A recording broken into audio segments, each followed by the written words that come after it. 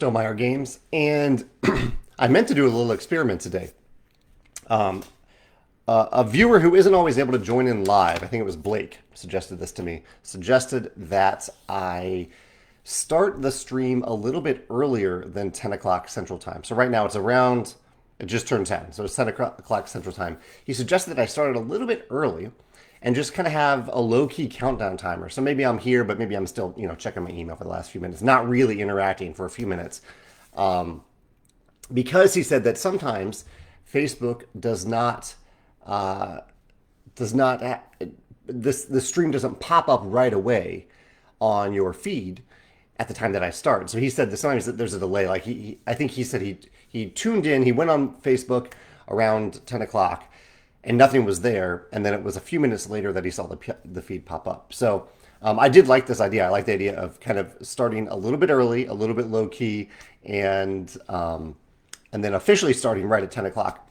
That way, after that, the low-key countdown timer, that this would be in your feed. So I'm curious. I see some people are showing up right away. Chad, Dominic, George, Tony, you were here right away. But I'm curious if anyone else has had that experience with a live feed that maybe you wanted to watch that doesn't actually appear right away in your feed. If you would like that little countdown timer delay, or if you wouldn't. And related, I'll give a shout out to another publisher that kind of does this on YouTube. Recently, I've been tuning in for the Stone Saga designer discussions on YouTube with Out of Our Mind Games. They've had a running feed, and they've kind of had a little countdown clock, and then they go live at a certain time. I don't know what software they're using to do that, but I've enjoyed the conversations there, and the game looks interesting. It's a game about crafting, and I believe it's a campaign game about crafting. That's on YouTube. Out of Our Mind Games is OOOM Games, and this is about their Stone Saga game. All one word. Let's see what the comments are today. I'm looking for questions at the beginning here, and then I'll jump in for some topics. I have a fun visual to share with you today. Really fun visual, I think.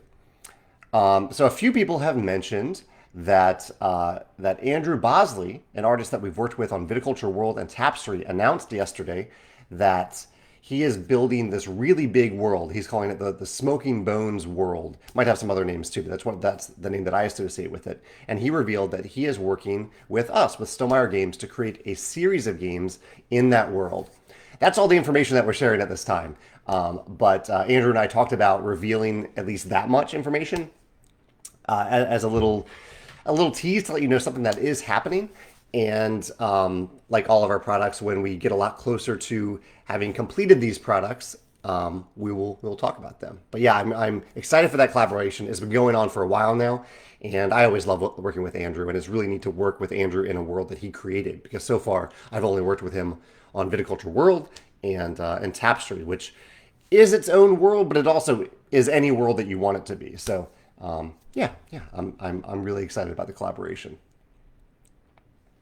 Steve is waking up early again, very early again. Here's Blake, who suggested the countdown timer. Sorry, Blake, I didn't quite get it today as quite as early as I hoped, but hopefully I'm a little closer. And Steve is here from Australia again. He says his body clock even woke him up 5 minutes before my actual alarm. I'm always impressed that our bodies can do that. That if you set an alarm, it doesn't always work, but every now and then your body kind of keeps track of time internally and is able to wake up at that time that you wanted to wake up. Michael said, so about this countdown idea, Michael says he has a schedule on his calendar and Facebook never notifies him. So he never even gets a notification anyway. I wonder if there's something that I could do better. I've looked into that in the past, that I could do better to help more people realize that I'm live. If you want to be notified of it going live, I could do the thing where I schedule a live video event.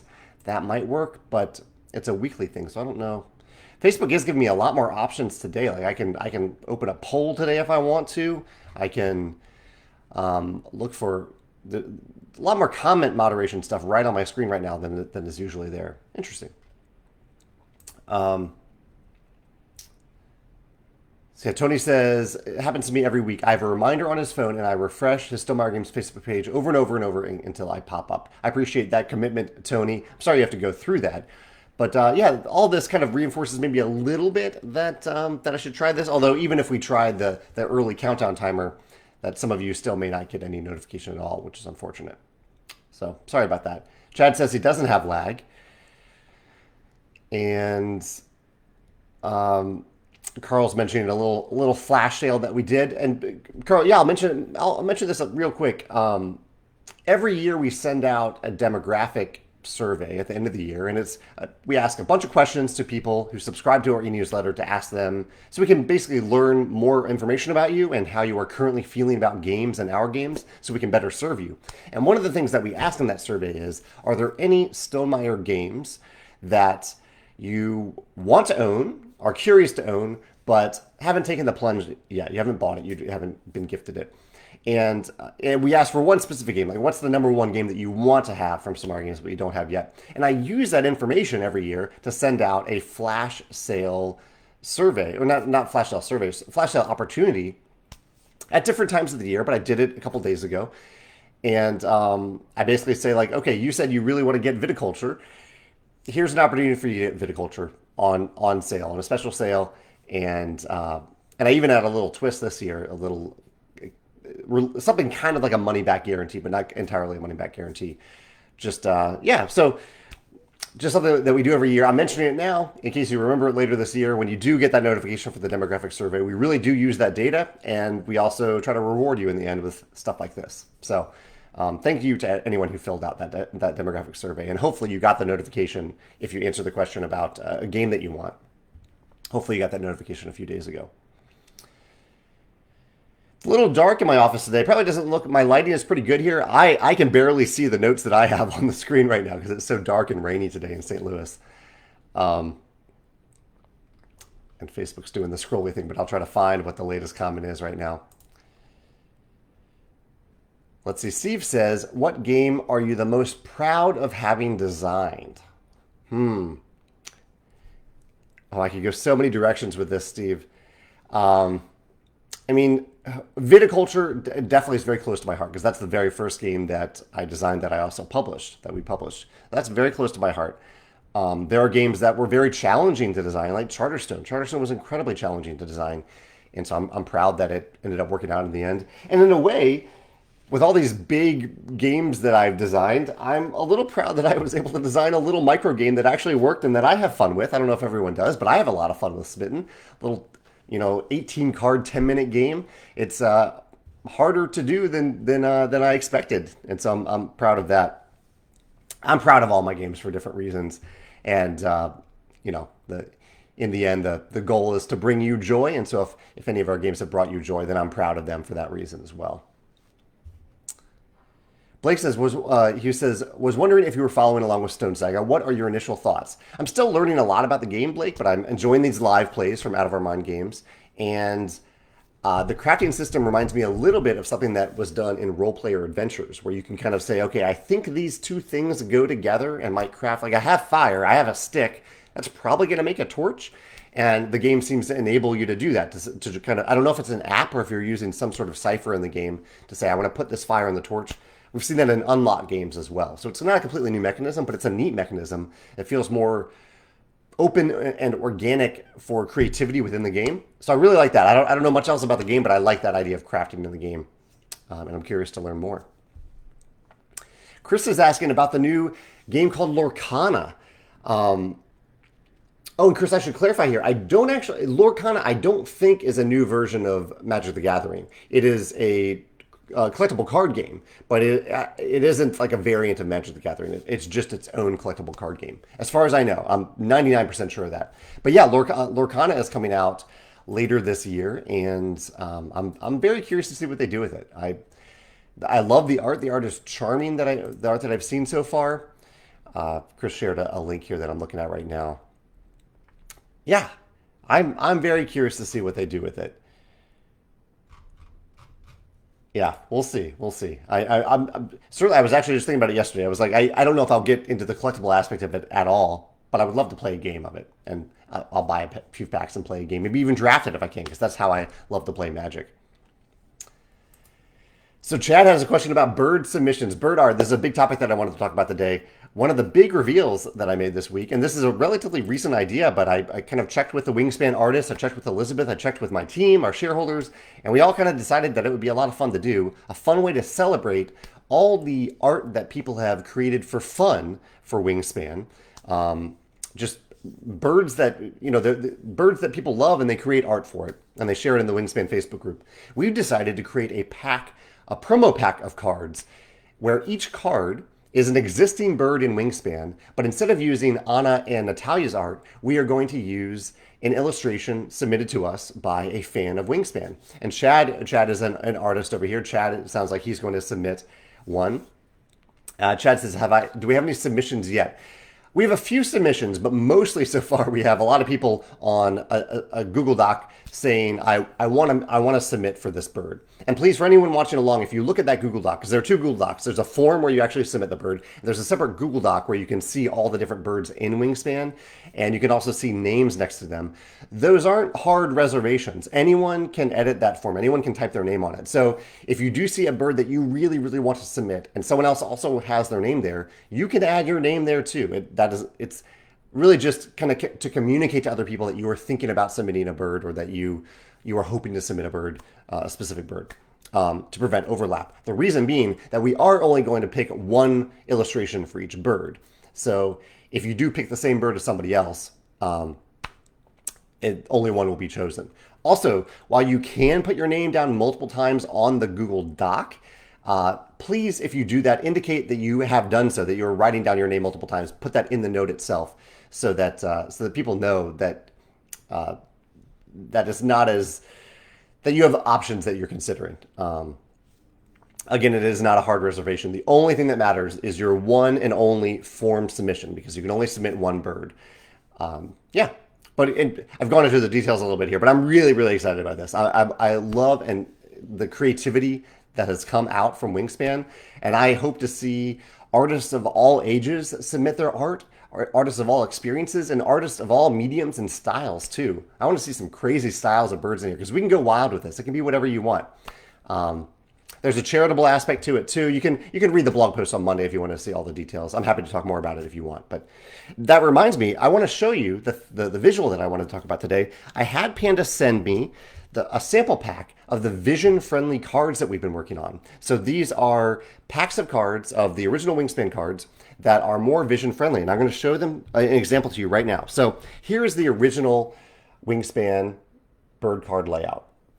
I don't actually have this exact bird to compare to you side by side, but you can see this here. And here is the new vision-friendly format. I know it isn't quite as elegant and streamlined, but it is significantly more vision-friendly. We've increased the size of certain icons. Let me move my fingers here. We have gotten rid of text that you don't absolutely need to help with visual clarity. So we've gotten rid of the flavor text and gotten rid of the Latin name up here. And again, I should emphasize this right now. This is a separate pack. This is not a permanent replacement of the format of the Wingspan bird cards. This is the correct format. This is the format that you continue to see in all games and all expansions. If, though, you struggle maybe, or you or someone you play with struggles a little bit visually with the cards, or you just want the cards from a certain expansion, maybe you don't want all the Wingspan Asia stuff, you just want the cards, this is a way for you to buy just the cards. So here is the visual-friendly version next to the standard version of the card. The font is a lot bigger down here, and you can see down at the bottom down here that instead of having the black text on the brown background, we have kind of blocked out a white area here, and we have put big black text on that area to make it easier to read. So yeah, the goal of this is just to make Wingspan cards easier to read for those who maybe struggle a little bit to read the text on the cards, or to differentiate different areas of the cards, different icons. We put a lot of thought and time and research into this, and after the Chinese New Year, we should wrap up production, and so we should have them in the late spring, I think, for you. So one of these little experiments that we do, we don't really know how many people will want it. Like anything, if we haven't made enough, we'll make more. But I was really excited to show that to you today. So if you have any questions, let me know. I can show you more examples. Let's see. Garrett says, do you have any thoughts, plans to watch The Last of Us on HBO? The first episode was phenomenal. We haven't watched it yet. It is going to be on our queue. Currently, we're watching through the His Dark Materials Season 3 on HBO. So maybe after that, we'll start tuning into The Last of Us. YXTan says, what game do you think will dethrone Gloomhaven from the top of Board Game Geek, and why is it Wingspan? I'm flattered that you like Wingspan more than Gloomhaven. Wingspan, I think, has settled into a nice spot in kind of the mid-20s on the rankings on Board Game Geek. I don't know. I don't think too much about the rankings in that way. I'm happy that Gloomhaven has gotten a lot of love from people and that has brought people joy. That's the goal of all this. Whether or not games have brought people joy. I have been curious a little bit if Frosthaven would eventually jump past Gloomhaven, and I think that's quite possible. I think a lot of people who love Gloomhaven bought Frosthaven and are playing it and seem to be enjoying the additions, but. Yeah, we'll see what happens. I think it'll take months and months for the shipping for that to be complete, and then we'll see what the impact on the rankings will be. Dusty popped in a little bit today. Good to see you, Dusty. Corlin says, any big game releases for Gen Con this year? Will you be attending this year? Stonemaier Games will have a big presence at Gen Con, as usual, in coordination with MapleSource. And while we don't release things at Gen Con, there's oftentimes a release that happens like a little bit before Gen Con, and for people who go to Gen Con, they can see that release for the first time at Gen Con. So I think it's likely that there will be a product at Gen Con that will have already delivered to pre-order customers, but also will be at Gen Con this year. Steve says, Scythe has sold over 500,000 copies and is number 16 on Board Game Geek. As a designer, you always want to design something better than your previous designs. But with the amazing success of games like Scythe, does this create a false imposter syndrome feeling that you can't top your past games? If so, how do you overcome this? That's a great question, Steve. I definitely feel imposter syndrome. I feel it more when I look at the amazing things that other publishers and other designers are doing. And I'm like, it's not a feeling of competition, but it's a feeling of I'm just impressed by what other people do, and I sometimes wonder if I am adequate. And you're right with certain games like Scythe, Viticulture. Some of my earlier games are some of the top ranked games that we have at our company, and then we have Wingspan up there as well. And so it's been a few years since we've had a game that has essentially brought people enough joy that it has worked its way into the top 100 of Board Game Geek. So, yeah, whenever I design a game, I'm like, I hope this game can be as good as something that I've created in the past. I can bring people joy in the same way that our games have in the past. So, yeah, I think about that. I think about the joy element a lot. And I wonder if I'm growing as a designer. Sometimes I wonder if I'm regressing as a designer. I hope not, but sometimes I wonder about that, given that it's been since, I don't know, Scythe I designed in 2014, 2015. That's 8 years since I've designed a game that has seemed to reach people in the same way that Scythe and Viticulture have reached people. So, yeah, I don't know. I do think about it. I try not to harp on it, though, because I don't know if much good can come with that. I think my goal remains when I sit down and design, how can I make something fun and innovative and intuitive and balanced and something that will bring people joy. And I thought I accomplished that with Tapestry. I thought I accomplished that with Red Rising. And so I'll keep trying. Yeah, I'll keep trying. Tony says his group played The Forest of Pangaea last night. He says, I know you and Stonemaier Games are highly environmentally conscious and would be interested to know how this game followed suit. In touch with the theme of trees and nature, all the pieces are wood, the cards are in paper envelopes, and the insert inside is cardboard only. No plastic in the production, and it's beautiful. I do see you posted some nice photos here, and it does look really, really beautiful there. Wow. Yeah. I still wish, there are certain things that plastic is just more effective at, like far more effective at, miniatures and inserts even. It's tough to beat a good plastic insert. And so in the end, the experience for us trumps anything. But I hope for more to you. I hope to continue to use plastic less and less. And I appreciate you sharing that example for me to check out. Thank you for sharing. Chet says, where do you follow the Stone Saga series? Is it a video series? Yeah, it's on the Out of Our Minds, OOOM YouTube channel. They have a kind of an ongoing series about that. Dusty is chiming in also about our collaboration with Andrew Bosley's. Oh, he's calling it the Wit's End. Okay, the World of Smoking Bones and the Wit's End world. He says, I can't wait to see what avenues you choose to explore in that world that is being built. And Dusty links to it here below. Yeah, thanks Dusty for sharing your excitement for that world. It's a really incredible world. I'm excited to be working within that world with Andrew. So Carell is watching here. So Carell is actually the graphic designer who helped put together these cards. So he's the one that actually implemented the design into the cards. And I think Carell, you came up with the idea of putting the text on the white and having the color in the background, I believe. That was one of the later changes that we made for vision friendliness. Yeah. So thank you so much, Carell, for doing that. Miles says, will the fan art cards have the new card layout design? Miles, thanks for asking about that. No, I think we'll probably do something a little bit different for the final cards. I don't know exactly what we'll do for the fan art layout, because I really want to feature the art in particular. And so I want to make as much room as possible for the art itself for the fan art cards. That's why we're even making it eligible for there to be art in the background. So I don't know, Miles. We'll talk about that with Christine, and maybe Carell too might have some thoughts about how we can best showcase the art for those cards, but still have them be functional cards as well. JB is popping in. He says, during the Christmas holidays, family gatherings were an excellent opportunity to teach Wingspan to his nephews, 14 to 16 years old, and play 5 players in French. Having played more Wingspan recently with his partner, I decided to order Wingspan Asia. He's looking forward to discovering those new birds. Yeah, I hope you enjoy the new birds that are in Wingspan Asia. So all the birds are new in Wingspan Asia as compared to the previous expansions in the game.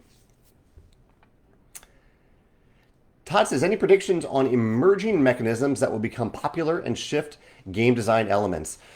That's tough to say, Todd. It's tough to predict that. What mechanisms will jump to the top. And sometimes it's really some of the best games that come out are games that just innovate on existing mechanisms. Arc Nova, I think took the world by storm, including myself, with a combination of mechanisms that exist in some form in other games, but they really came together really well in Arc Nova. My general answer to this question isn't so much about mechanisms, but it's about the onboarding process into games. I think built-in tutorials in games are... will continue to be a trend that grows and grows and expands, and we'll see innovation in that realm quite a bit. And I look forward to that. I love letting a game onboard me into the experience in a way that that is really nice and pleasant and smooth. Yeah.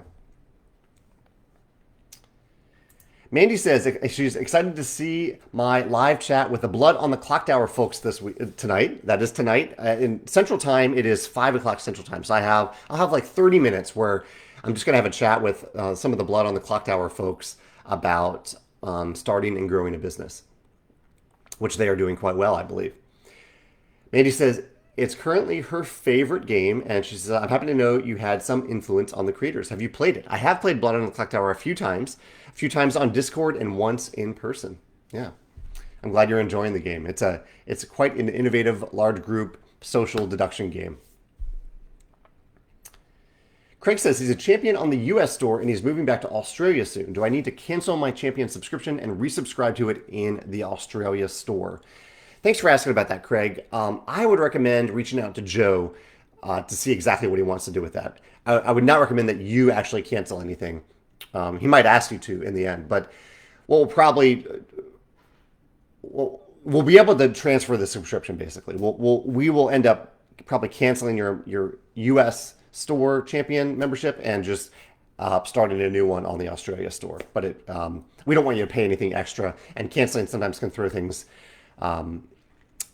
Because I believe if you have like 3 months left on your champion membership and you cancel now, I believe those remaining 3 months still stay in effect. So I don't know. We just want to make sure it lines up correctly. So just contact at stonemeyergames.com and Joe will help you out. Steve says he picked up Tapestry in the demographic sale after playing his best friend's copy a few times. For what it's worth, Tapestry brings me as much joy as Viticulture and Scythe, so you're definitely not regressing. Thank you for saying that, Steve. Yeah, Tapestry it continues to be maybe the biggest. It has confused me the most as to where it has ended up on Board Game Geek, because I love the game. I think it is similar in what it offers to the tabletop experience as Scythe. but Scythe is rated 8.2 on Board Game Geek. Tapestry is rated 7.4. I try not to get caught up in those ratings, but I was actually just putting together a kind of a sell sheet for the new Tapestry expansion yesterday, and I happened to look at the rankings, and I was like, I don't get it. I don't think it's nearly a full point less than Scythe in terms of what it adds to the tabletop experience. But so sometimes I wonder a little bit, perhaps unfairly, if it's related to the company growing, if it's related to people's thoughts that go beyond the scope of the game, maybe what people think about me or of Stonemaier games. But maybe it is just the game itself. Maybe a lot more people just happen to enjoy Scythe than Tapestry. I don't know. Cortland also says that Tapestry is a top 100 game for him. He says his wife and him also love Red Rising, and they love the books as well. He says that he still thinks there's room to take Red Rising to a higher level with a tabletop type game. Now, I was very curious to do that, Cortland. I think the chances of us doing that are actually a little bit less now that we saw the results on this year's demographic survey. It didn't seem like there was a lot of excitement for us to do much else with Red Rising. I know there anecdotally there is, but yeah, the survey results did not indicate a lot of interest in us doing that.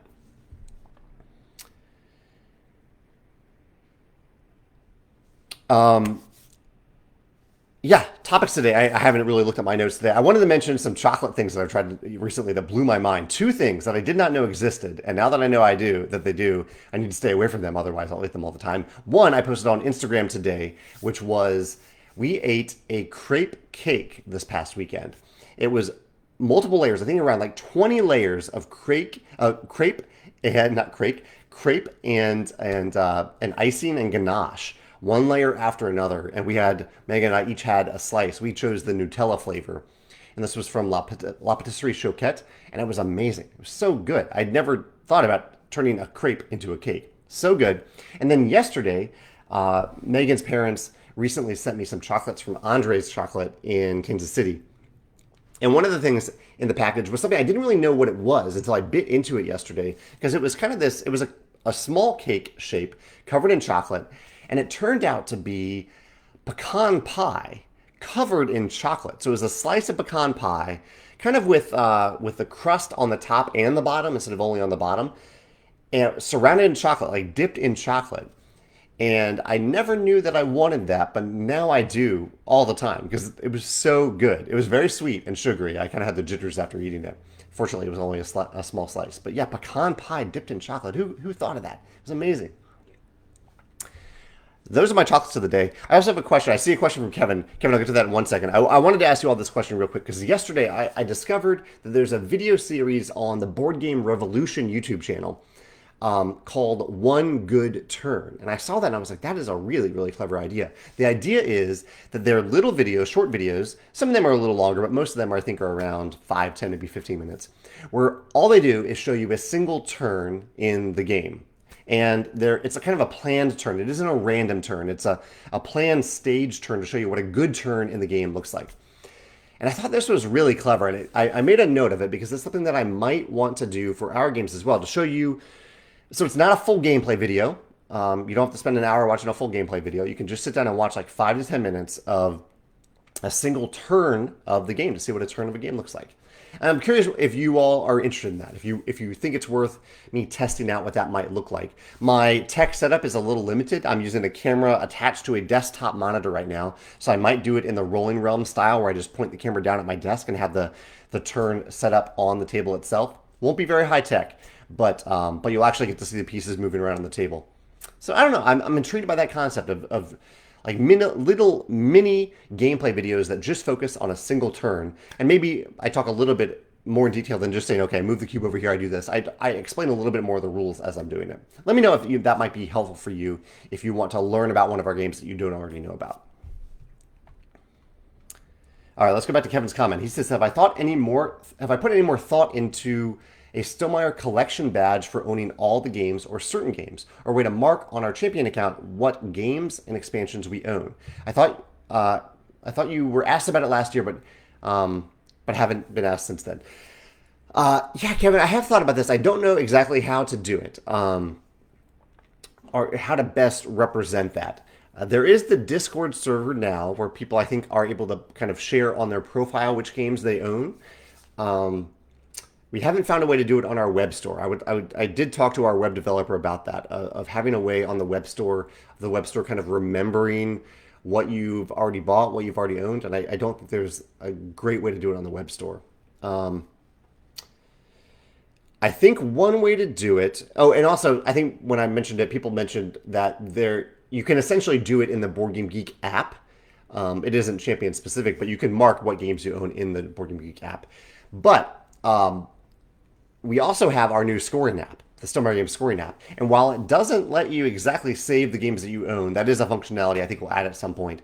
It does the new build that we're going to release in the very near future of the Stonemaier Scores app is it will let you score any game. So it'll have scoring calculators for all the games and just a way to save the scores for any game that you play. So ideally in the future, we'll add some way for you to indicate the games that you own in that app, but the functionality is all there. We're getting very close to it within that app itself. Julie says, have I ever had pecan pie cake? It's a pecan pie baked into a chocolate layer cake. Now that I've had this little chocolate dip thing, that sounds amazing, Julie. I don't think I've had that. I think I have had chocolate pecan pie, and I've definitely liked that, but I love the idea of pecan pie baked into a chocolate cake layer. That sounds amazing. Dusty says, how can I get in contact with Megan's parents and get on their good side? I'll have to ask her parents about that. It's called Andre's is the store, I believe. It's a chocolate shop in Kansas City. Michael says, no need to read this out loud, so I'll read it privately just in case. Let's see. Actually, I'll read it out loud. Like I think there's a good feedback. So he says he really loves Tapestry, but he's heard three big things from its detractors, and I think these are legitimate things. They dislike the randomness of the Tapestry cards. They don't like that the game ends at different times for different players, and they come to it expecting a 4X civilization game, which it does not. He says, obviously, I disagree with them on these issues, but that seems to be their thinking. And I would add the balance issues. There are some civilizations where if you know the game pretty well, some civs are significantly better than others, and some are not as good as others. I would add that as a fourth thing. The civ thing has always just baffled me a little bit because I designed it from the ground up as a civ game, researching all the other civ games. I think maybe it just throws people a little bit off that Tapestry isn't based on real world history, but I don't think that's said anywhere that a civilization game needs to be based on real world history. I hear the randomness of the Tapestry cards. At the same time, Viticulture is rated much higher than Tapestry, and Viticulture has card randomness as well. It has the same thing as Tapestry. It gives you an abundance of cards, and you choose which cards to play and when to play them. I actually haven't heard many people say they didn't like that the game ends at different times for different players. I mean, that's a thing that happens in Everdell too, and that's a highly acclaimed game. So, yeah, really the balance thing is the thing that I heard the most about why people may have rated it a little bit lower. George says, Scythe has a larger audience for sure. Maybe that's one of the reasons that the Board Game Geek grades also. Take a look at the Facebook groups of the two games. Number of subscribers is 16,000 versus 7,000. That's true, yeah. And Scythe has sold significantly more copies. Scythe is coming up on 600,000 copies sold at this point. And Tapestry, I don't think has even eclipsed 100,000. It's a lot of games. I think it's sold around 86,000, which is a lot, but has not eclipsed 100,000, which multiple other games have from some of our games. Julie says, I think a planned turn video would be worth showing, especially if you talk through your thinking for the turn. Totally agree with that. Julie says, when I watch videos by Rado, I enjoy hearing the thought process. I like that. Yeah, I try to do that with Rolling Realms, but having a video like that for each of our games as a way of showcasing just a little snippet of what the game looks like, what it feels like, and the thinking behind it. Yeah, that's the idea. Garrett says, anything new or upcoming on crowdfunding that you have your eye on? I mentioned the Stone Saga game that I'm keeping an eye on right now. Let me see if I'm actually backing anything right now. I don't think I am. Supporting the Dice Tower, personally. Yeah. That's it. That's it right now. Yeah. Mike says, I know it's not directly driven by your group, but do you know if there are any plans for apps for other games such as Tapestry or Red Rising or Rolling Realms.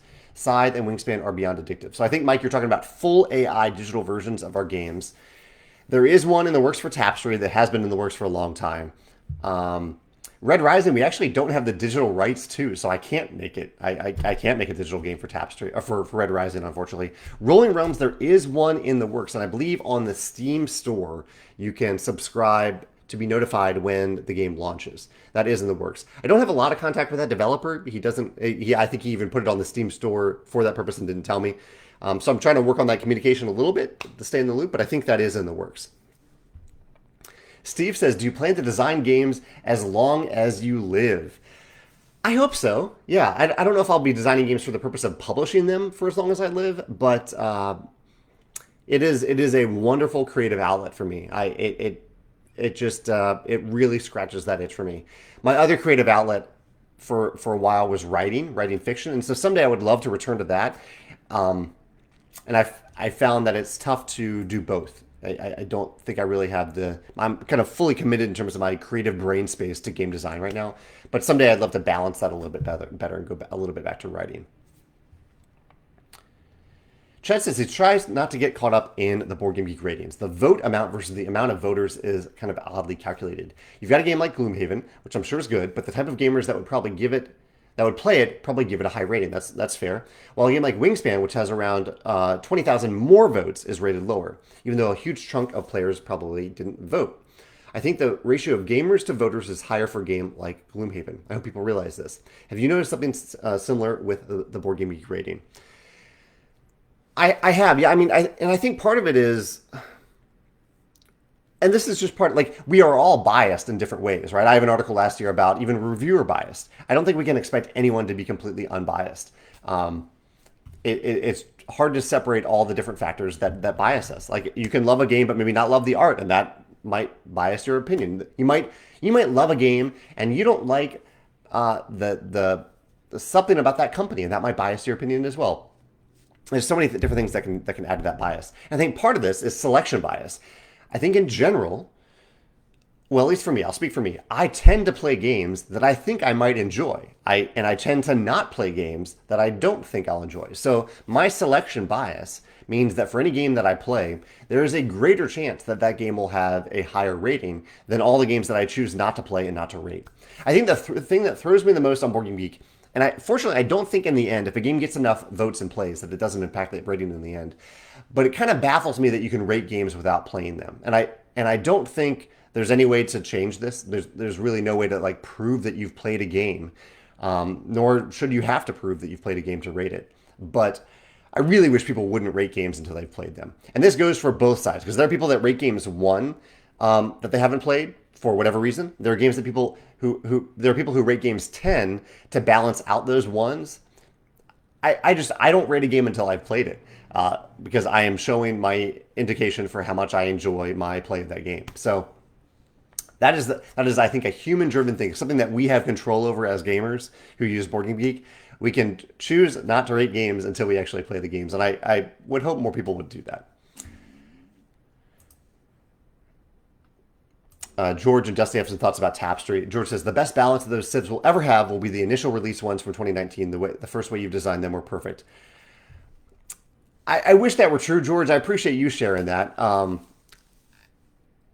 That was the goal for them to be perfect at the time. But I think we've seen that some of them are imbalanced or unbalanced when they're in the hands of an experienced Tapestry player. So given that we have the opportunity to do better, I look forward to releasing the adjusted Tapestry civilizations at some point.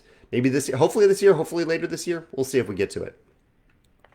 Dusty says, another possible explanation for the rating difference between Scythe and Tapestry is that the gaming landscape has changed a lot between Scythe and Tapestry. That's true. Perhaps people were more giving of higher scores early on, and as the industry has grown too, so people may have started to maybe adjust their point scale. Definitely, yeah, that's definitely fair. He says, for me, both Scythe and Tapestry are right there side by side, though I think the art is more tightly integrated into Scythe and it feels more cinematic in that regard, which I think is something that I really like. That's totally fair. Yeah.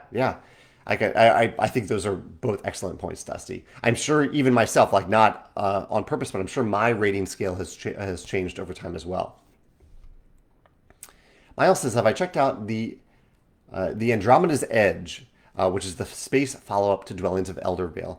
I'm curious about the whatever they do to fund it or open pre-orders for it. I haven't dug too deep into the game yet, Miles, but I am very, very curious about it. Have you seen any really good videos or deep dives into what makes it unique or what the game is all about? Feel free to link to them in the comments here if you have. Tony says that he's teaching Arc Nova this weekend. He says, I believe you played it. I have. Yeah, I've done some deep dive videos about Arc Nova. Do you have any thoughts to ease the learning curve? It's probably our heaviest game to this point.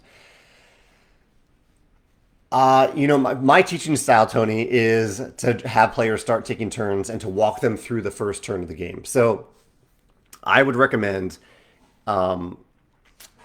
using, like, it has the core actions, right? So kind of walk each player through a different action, ideally in either the 4 or 5 slot on their player mat. So choose an action for a player to take, walk them through what that action looks like, and then choose a different action for the next player and walk them through that action and teach that action to the whole table as those players are taking those actions. And if you come around the table and you've taught all the actions and players are like, oh, I wish I could have done something completely different, scratch it and do something different. But really nothing you do in that first round of teaching each of the actions will destroy anyone's strategy for the rest of the game.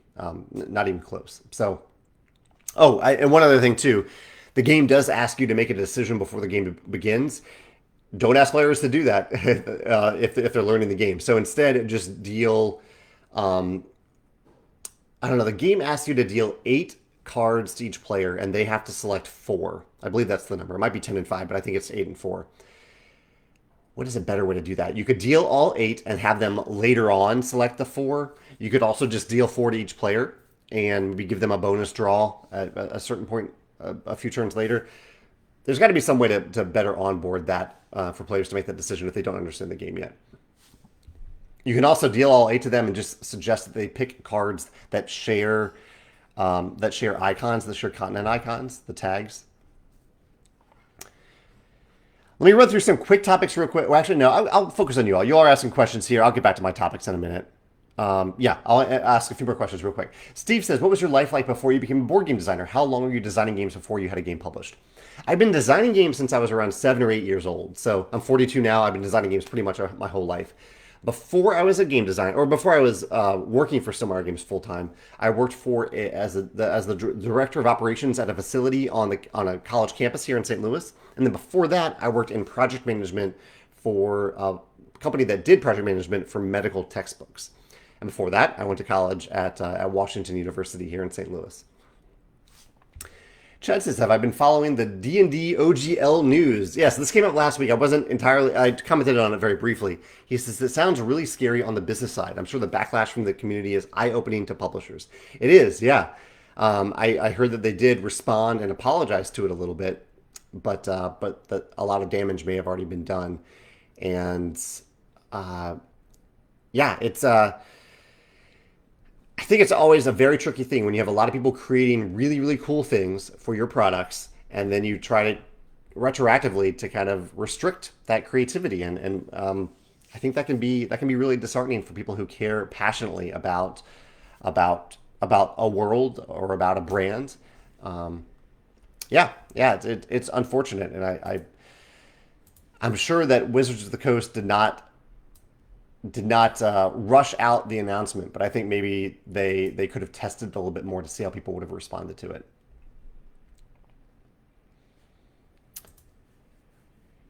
JB asked, JB says that he got interested in Kanban EV and discovered Vital Lacerda through one of the game design videos that I did. He said, which of Lacerda's games are your favorite?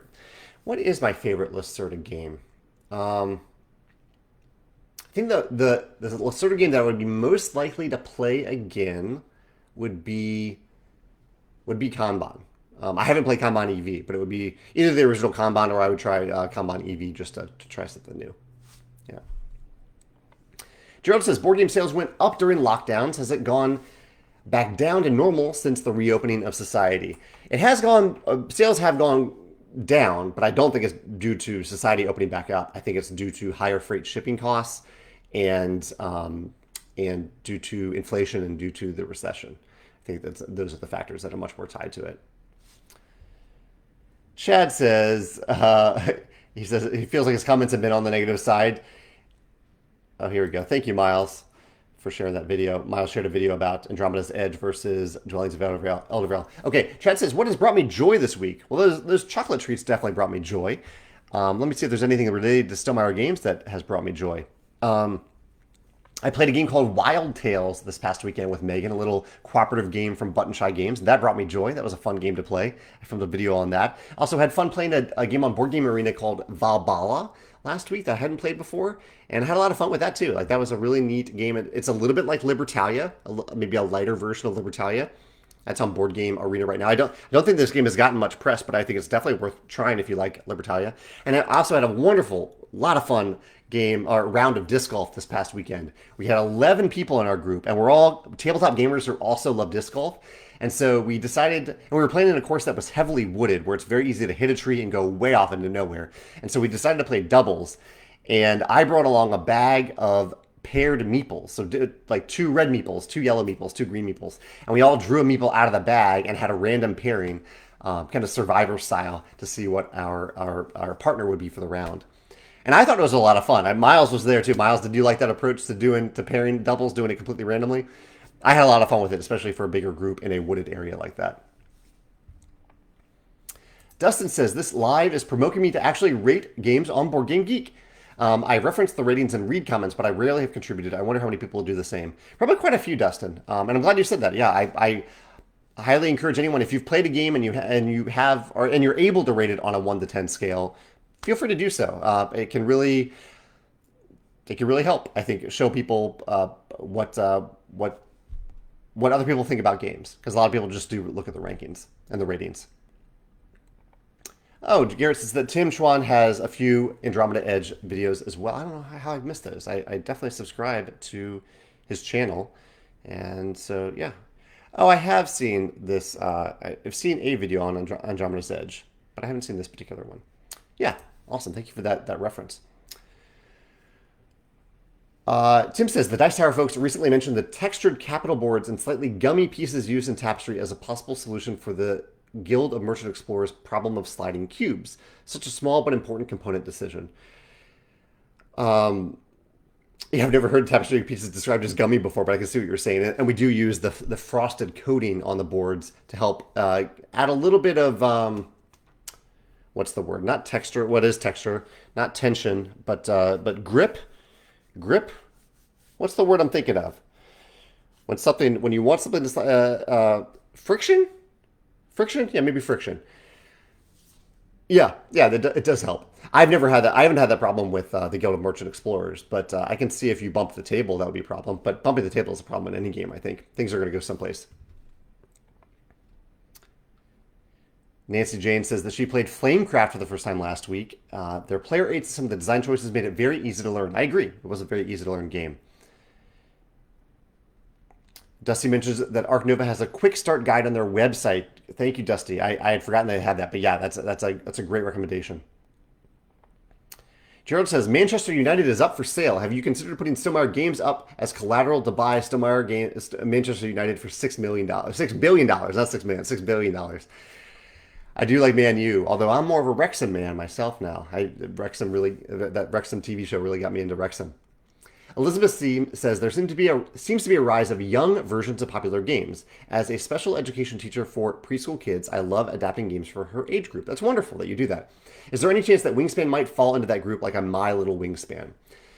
That's a good question, Elizabeth. I think there is the possibility, probably not under that phrasing of My Little Wingspan, but there is the possibility of us making a Wingspan sequel or spin-off that skews a little bit younger or a little bit more accessible. I'll use the word accessible instead of young, more accessible than Wingspan. I think that is a possibility in the future.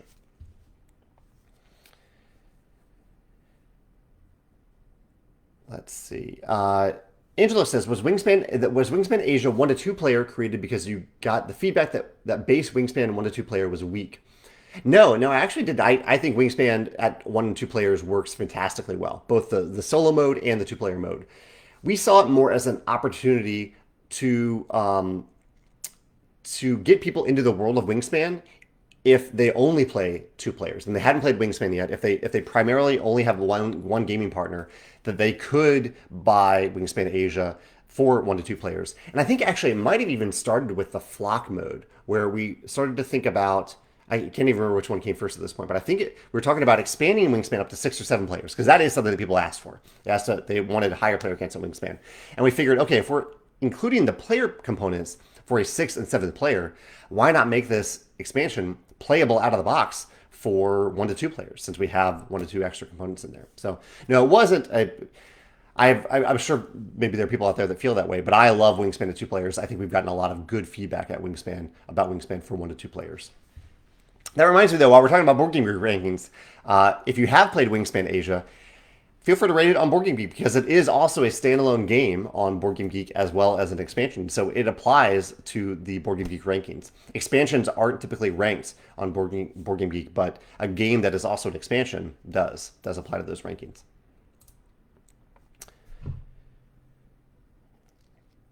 My video this past Sunday was about intrinsic motivations. That was a really fun video to film because I hadn't realized quite how much of an intrinsically motivated gamer I am until I filmed that video. That's from Sunday. I also posted about the fan art challenge on Monday this week. And last week I posted about a post called This Too Shall Pass. It's a post that I'd recommend reading if you or someone you care about is kind of being bombarded with comments, probably on social media, if it's on social media, about something they said or that they did. And the post doesn't try to justify what they said or did or any way. I think we all mess up, and sometimes we get bombarded for that. But the post goes into how to deal with that, how to handle it personally, emotionally, how to respond, how not to respond. That was this past Thursday that I posted about that. And yeah, I have a live stream today at 5 o'clock on on Twitch for Blood on the Clock Tower. It's not a blood. I'm not playing Blood on the Clock Tower. I'm just talking with the Blood on the Clock Tower folks. And today at 3 o'clock and Thursday and Friday at 3 o'clock Central Time, I'll be doing Rolling Realms live plays in the Rolling Realms Facebook group as usual. What else is going on? I had a great chat. Oh yeah, last week we had a lot of stuff going on last week. Last week was an intense week of playtesting. Because on Wednesday, I had 3 of my team members over to playtest a pre-production copy of a game that we're working on, and also a late-stage prototype of another game that we're working on. So it was an intense playtesting day. And the next day, I had another playtest of a different game and a follow-up with a discussion with the designers of that game. I was playtesting with Alan. I later had a discussion with the designers. Really good chat with them.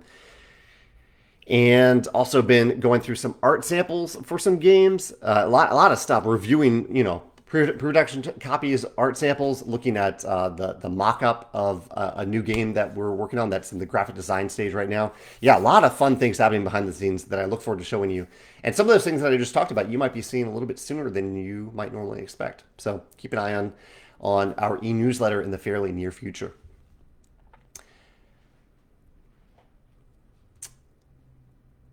Let's see. Okay, Miles said that he did have fun with the random pairings that we used for disc golf this past Sunday.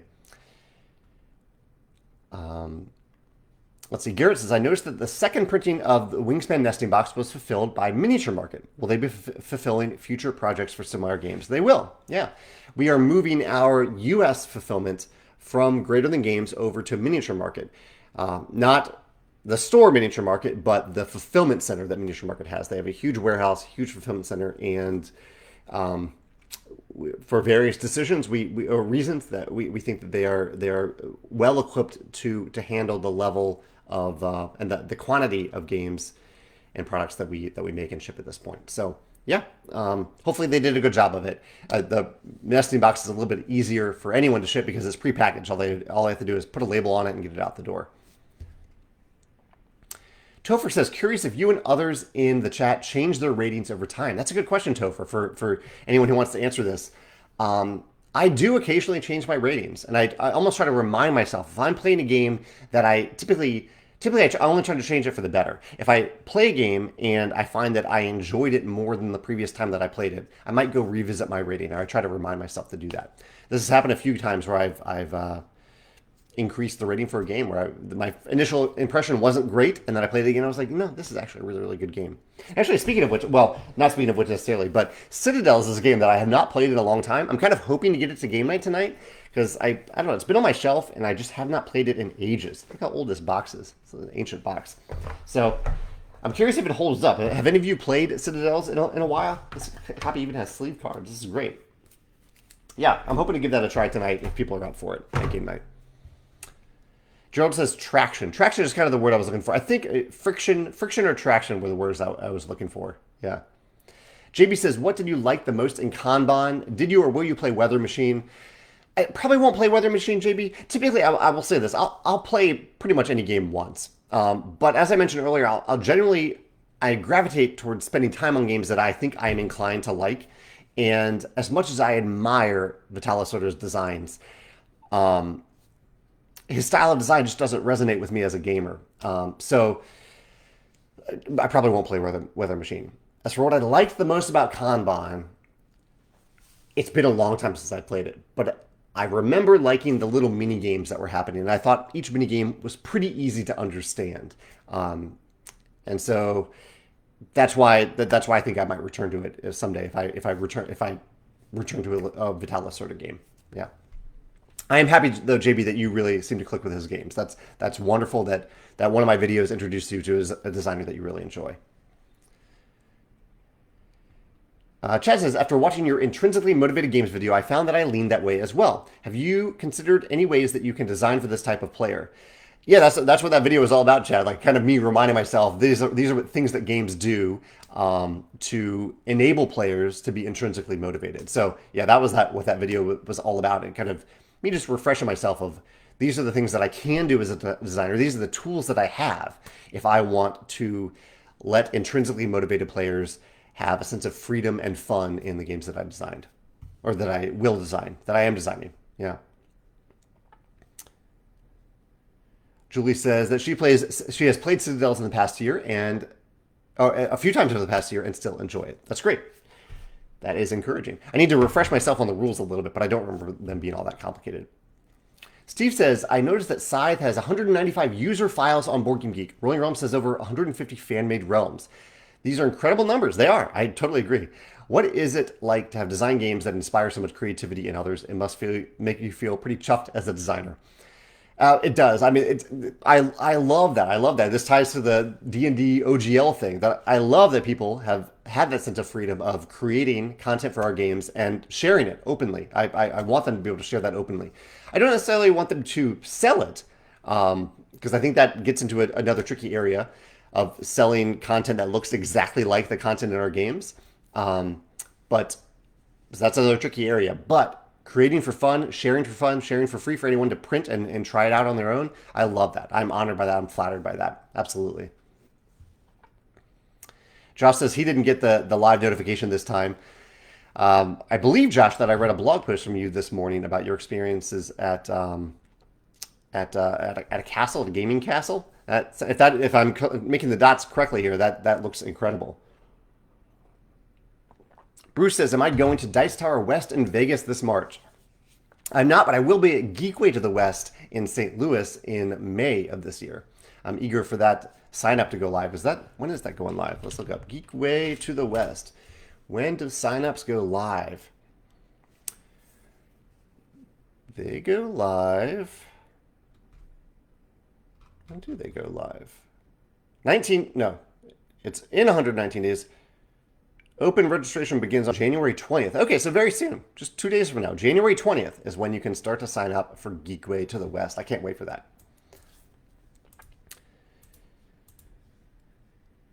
So Josh did say it was correct and it was great. Josh, what was the castle-like feel of it? Did it really feel like you were in a castle while you were there? I love the idea of playing games in a castle for a weekend. And Ohio is a little far away to do that, but I love that there is a castle in Ohio where you can do that. That is so cool. Josh says that he already actually got his Geekway badge. He went with a patron badge. Very fancy, Josh. I'm just going to go for a regular badge myself. Chet says, is that one of the fun mugs that you have? Something peeking down at you as the level goes down? It is. Yeah, this is a mug from my childhood. My mom used to serve me, not serve me. We used to we used to have hot cocoa in these mugs, and this is a mug that my mom let me keep as an adult, or maybe I'm mistaken this. Maybe this is a mug that I picked up that reminded me of that mug. I can't exactly remember, but it has a little squirrel in there. So I usually fill up my coffee mug like right above the squirrel, and then I get to see the little squirrel peeking out. It's adorable. That brings me joy every day for sure when I'm drinking my daily coffee. Speaking of daily coffee, I think it's around lunchtime for Jamey and Megan here in St. Louis. Thank you all for joining me for today's live cast. And yeah, I always enjoy your questions and your comments and your ideas here. Steve, thank you for waking up so early to do this. I hope you're able to go back to sleep. And I'm glad you really enjoyed Welcome to Wrexham. It is quite the emotional roller coaster, but I think it's worth the ride if you watch the Welcome to Wrexham show. You all, I hope you have a wonderful week. I will see you tomorrow for a blog post, or maybe I'll see you for a Rolling Realms live stream today, or the Blood on the Clock Tower live stream on their Twitch channel later today. Have a great day, and I will see you next week. Bye.